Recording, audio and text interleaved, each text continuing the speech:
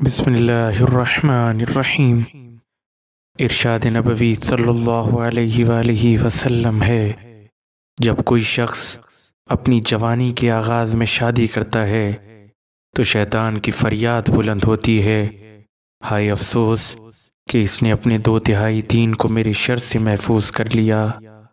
شادی آنکھوں اور شرمگاہ کی عصمت و عفت کی بہتر طریقے سے حفاظت کرتی ہے اور پاک دامنی اختیار کرنے کا سب سے بہترین ذریعہ ہے۔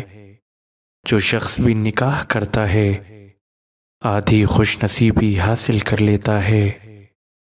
شادی کرنا، ختنہ، مسواک اور عطر لگانا میری سنتوں میں سے اور مجھ سے پہلے پیغمبروں کی سنتوں میں سے ہے۔